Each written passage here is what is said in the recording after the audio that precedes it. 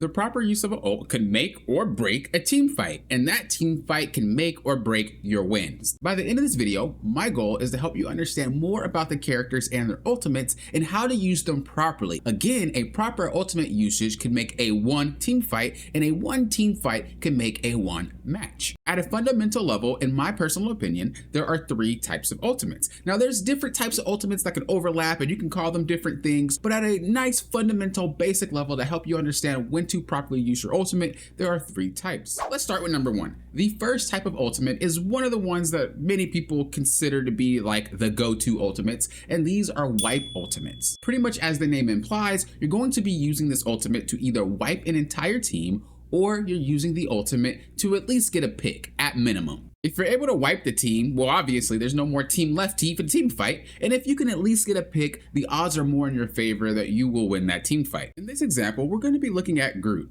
Groot has a wipe-based type ultimate. At the end of the video, I'm going to have like this little sheet that's going to share with you each character and their type of ultimate at a fundamental level, because ultimates can get creative and be used multiple ways, but being at a fundamental level helps you identify more how you should use your ultimate. That's going to be at the end of the video, but let's hop back into Groot and this example. So when we're talking about wipe-based ultimates, they're looking to do one of two things. The first thing is to just wipe their team entirely, or at least get a pick or two. That way we can win the team fight that's about to come up. When we think about Marvel Rivals, the game is set in stages of team fights, right? There's many team fights happening throughout the entirety of the match, whether you're playing Domination or Convoy or even Convergence. It's all the exact same. And so when we use this ultimate to get a wipe or a pick, we want to make sure it's before the team fight. If you use it after or too early, you're going to end up just not getting any value out of that ultimate. So looking at this example here, we know that they're most likely going to regroup and come back to the point, right? So that's what I'm doing. I'm waiting for them to come back to the point so I can use my ult. Now I do walk out just to kind of check a little bit, just to see what's going on, because I'm looking for an ult to set up. As soon as they get here, you're going to notice that I'm looking for the high value targets. What are high value targets? High value targets are targets that, or enemies, you don't have to call them targets. They're enemies that can provide a lot for their team. When we look at their team, we have Star-Lord, which is a very high priority target. We have Invisible Woman, which is a very high priority target. Those are the two. So if we can get one, that's great. If we can get two, we win. So let's just see what we do. So we notice that Adam Warlock is right there. Kind of out of position, not gonna lie. We actually end up getting him without ultimate, or without ulting. This is exactly what I mean. With a wipe ultimate, you don't just waste it. If the team fight's already won, why would we waste the ultimate? This is something that a lot of players, even in high ranks, generally struggle with sometimes. They start popping off ults when they don't need to. If you only need to use the ult one time around, use the ult one time around. That's all you have to do. There's no reason to waste it. So because we knew that that team fight was won, I didn't use it. However, the next fight that comes in, I don't want to take the chance of losing the team fight, right? We already knew that team fight was won because Adam Warlock got out of position. In this instance, they are all grouped, which means that, what can I do? Use my wipe ultimate, right? Who's there? Invisible Woman's there, and that's just enough. That's all that we need, right? That's a high priority target that we want to pick off. So if she gets a little bit too close, we're going to try to use our ult to pop it off. You see, I'm not even focused on that Groot right now. I'm focused on these two high priority targets. I already have it in my brain. That's who I want to pick off in order for us to win the round. We got the Star-Lord. We got the Invisible Woman. Check list. It's checked off. We got what we needed to. No matter what happens, those two characters are KO'd off the map. We auto win the game, or we auto win the fight. In this instance, did Storm have to ult? No, she didn't read the situation.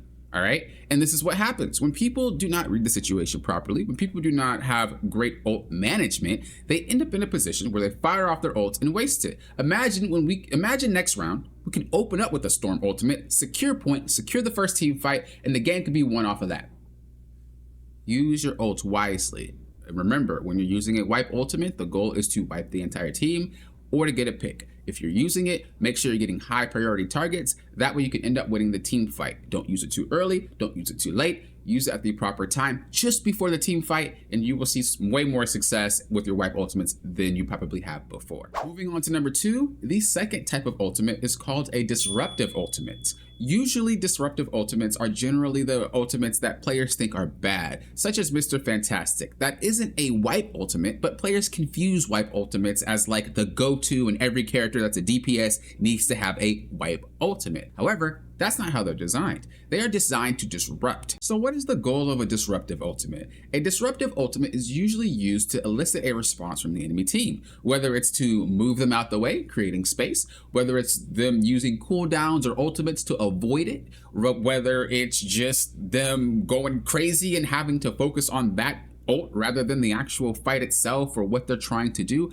That's the point. The goal is really just to disrupt and remove focus off of what they are initially trying to do at that time. In this example, we're going to be playing Squirrel Girl. A lot of spots on each map, whether it's Domination, Convoy, or Convergence, they have nice little holding spots. And generally in higher ranks, you'll notice that players tend to use these spots a lot more often. As an example, in lower ranks, generally people will hold here, but in higher ranks, generally people will hold here because they understand that all it takes is to get hit from a different angle and you lose the entire team fight.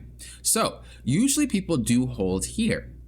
This is a very hard point to break, but with a disruptive ultimate, you can generate space, you can generate KOs sometimes. It doesn't really get you KOs all the time unless you use it really, really creatively. But for the most part, we're not focused on that, right? We're focused on just creating space. That's the goal. So I fire off the ultimate here, and you'll notice that as soon as I launch it, everybody is going to start moving away. I'm not trying to secure KOs, I'm trying to get people off of this point so we can move forward and continue to play out the match. Again, this is the point of disruptive ultimates. You have to understand when to use them and how to use them. As I use that one ultimate, the entire team backs up. Now let's just say I use that wipe, or I use that disruptive ultimate, and their healer, which is Luna Snow, pops her ultimate. Well, that right there just automatically wins. That's a team fight because they're not going to have an ultimate for the next one. You see what I mean? So a disruptive ultimate is forcing you to do something. If we're thinking about something like Iron Man, right? That is a white ultimate. That ultimate is generally used to get a pick. The player could just sidestep the ultimate, go back in the position, and they're chilling. When it comes to this type of ultimate, you have to pay attention to it. You have to say, we're going to destroy the squirrels. We're going to move out the way. We're going to pop a resource. Disruptive ultimates are generally that. You have to do something about it. Otherwise, your team is going to get KO'd. It's not as simple as sidestepping. It's not as simple as hiding. They are super strong and they have to elicit a response. And if not dealt with, again, they will wipe the team somehow. So to recap, what is the main goal of a disruptive ultimate?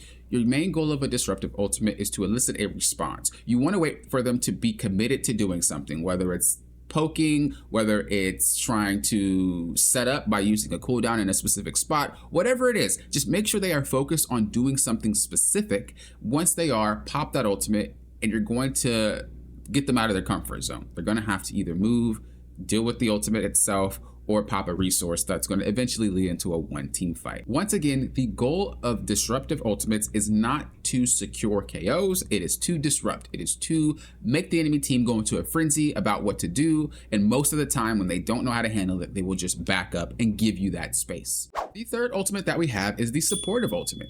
Generally, these ults are enabling your team to accomplish something. If we're thinking about Rocket, he provides 30% extra damage with his ultimate. This enables your team to secure more KOs. Will they? Who knows? But it's enabling the team to do so. Just because your role is support does not mean that your ultimate is a supportive ultimate at all times.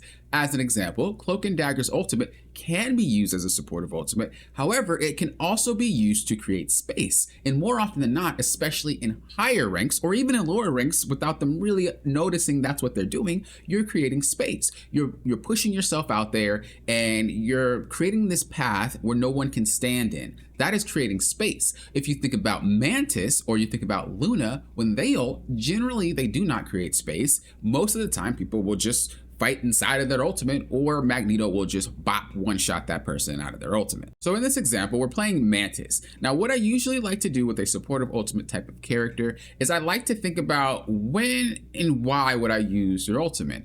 Looking at their team, what do we notice? Well, there's a magic, there is a Thing, there's a Star-Lord, and then of course the other supports, and then obviously Mr. Fantastic. When it comes to dealing with magic, usually you can get out the way or I can put her to sleep. Do I need to use my ultimate for that? Not really. When it comes to Mr. Fantastic, we can usually move out the way. When it comes to the supports, we can usually move out the way. It's not really that much of a threat to have to put my ult on top of theirs, but it is an option. When we're thinking about Star-Lord, in this type of map, you can move out the way, right? This isn't really the best Star-Lord map when it comes to ulting. You have to do it in specific spots, but there's a lot of cover in this map. So generally speaking, if the Star-Lord doesn't do it right, he will just kind of mess up or get KO'd. The only ult that is a surefire ult that we might need to heal through because it could cause a team wipe is going to be the Thing. And so as I'm playing, I'm focused more on ulting the Thing's ult. If he ults and he misses, then my brain goes to what other ultimate can I use my ult for? You know what I mean? So when you're playing a supportive ult, it's not just about firing it off because you feel like it's the other healer popped there, so I gotta pop mine, or Star-Lord popped his, so I gotta pop mine. And this is what really separates the average supports from the great supports. So going in, I know that the Thing is going to use his ultimate. Should he use it and he misses, then I'm not gonna waste my ult on his. I'm not gonna hold it for that long. However, I heard him say, it's clobbering time. As soon as I heard that, as soon as I heard it's I ulted. If I ulted too late, he would interrupt it. I had to ult prematurely. This allowed for our entire team to not only stay alive, we're not gonna lose all of our HP because I could have got picked here, the Thing could have got picked here, but it also allows my team to be able to counter engage on that and wipe the team. And that's exactly what happened. All because I saved the ultimate for the right time. Supportive ultimates generally have the most flexibility, but they also have one of those issues where you're not really sure when to use it. As I said, the best way to think about it is to identify the major threat, right? The threat meter is going to be the Thing. That dude is going to, if he lands an ult, their entire team can just secure the KO. It doesn't even matter. The second ult is going, or the second threat is going to be Star-Lord and Magic. You know, if they pop their ult and we're all clumped, we're probably going to get KO'd. So if the Thing wasted it, I'd probably save it for one of them. The third threat level, at least in this match, is going to be the enemy supports. So let's just say Star-Lord ulted, Magic ulted, the Thing ulted, all of them ulted randomly and they just wasted it. I would then save my ultimate for a good time to counter their ultimates, or just look at it as a good way to speed up my team and secure KOs that way. But for the most part, I probably would just save it for their support. So just to recap, what is the main goal of a supportive ultimate? You want to enable your team. So you're basically looking to see, what does my team need at this specific moment? And will this ult allow them to do what they need to do? In this specific moment, I knew that the Thing was going to ult. When he ults, my team is going to be in a position where they can be wiped. If I ult that ult, then I enable my team to be able to stay alive and counter engage the Thing. What you're looking at right now is the list, in my opinion, that I compiled about how ultimates should be used for each character. Now, as I said before, as you get better at each character, you can start plugging them into different areas. As an example, Venom is a character that can potentially pick and wipe a team should you use it properly and do the combo properly. However, at a basic fundamental level, that's not what he does. You need to be good at Venom, and I mean really good, to really pop that off like that. Without fundamentals, you'll never get that good. So you want to make sure that when you're using your ultimate for any character, you understand the basic fundamental way of using that ultimate, because that is the most consistent way to use the ultimate. Another brief example is Iron Fist. Some would say, oh, Iron Fist is a wipe type of character or a pick type of character when he uses his ultimate. That is what he can do if he's good. However, most of the time when an Iron Fist pops his ultimate, especially in higher ranks, he's not just going to start wiping the team. He's going to cause a disruption. He's going to say, deal with me, or I'm going to wipe your team.